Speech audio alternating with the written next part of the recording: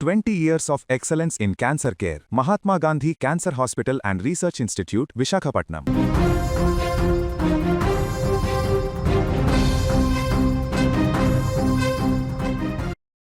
దేశ రాజకీయాల్లో మరోసారి నీట్ పరీక్ష వివాదం కేంద్ర బిందువుగా మారిపోయింది.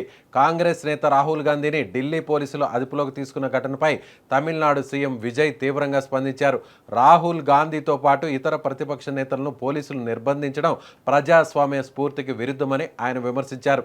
ఈ పరిణామంతో నీట్ అంశం ఇప్పుడు కేవలం విద్యార్థుల సమస్యగానే కాకుండా దేశ రాజకీయాల్లో ప్రధాన చర్చగా మారింది. సీఎం విజయ్ సోషల్ మీడియా వేదికగా స్పందిస్తూ ప్రజాస్వామ్యంలో శాంతియుతంగా నిరసన తెలిపే హక్కు ప్రతి రాజకీయ పార్టీకి, ప్రతి పౌరుడికి ఉందన్నారు.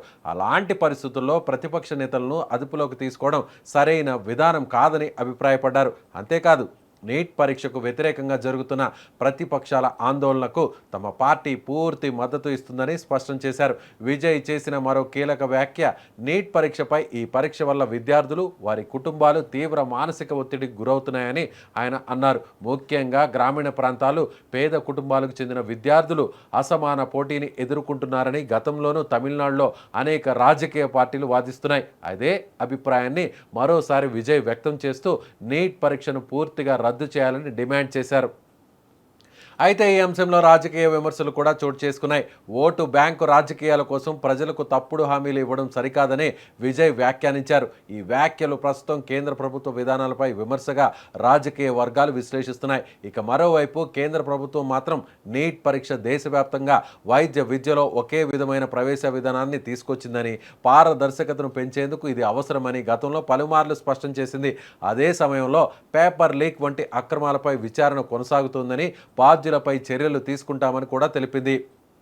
ఈ మొత్తం పరిణామాలను పరిశీలిస్తే నీట్ పరీక్ష చుట్టూ రాజకీయాలు మరింత వేడెక్కుతున్నాయనే విషయం చాలా స్పష్టంగా అర్థమవుతుంది. ఓవైపు ప్రతిపక్షాలు పరీక్షా విధానాన్ని ప్రశ్నిస్తూ ఉద్యమాలను ఉధృతం చేస్తుంటే, మరోవైపు ప్రభుత్వం వ్యవస్థను కొనసాగించాల్సిన అవసరాన్ని వివరిస్తుంది.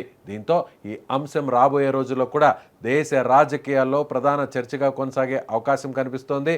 మొత్తానికి రాహుల్ గాంధీని అదుపులో తీసుకున్న ఘటనపై సీఎం విజయ్ చేసిన వ్యాఖ్యలు రాజకీయ చర్చకు కొత్త ఊపు తెచ్చాయి. అయితే నీట్ పరీక్ష భవిష్యత్తు, నిరసనలపై ప్రభుత్వ వైఖరి, అలాగే ఈ వివాదంపై న్యాయపరమైన మరియు రాజకీయ పరిణామాలు ఎలా ఉంటాయనేది రాబోయే రోజుల్లో తేలిపోతుంది.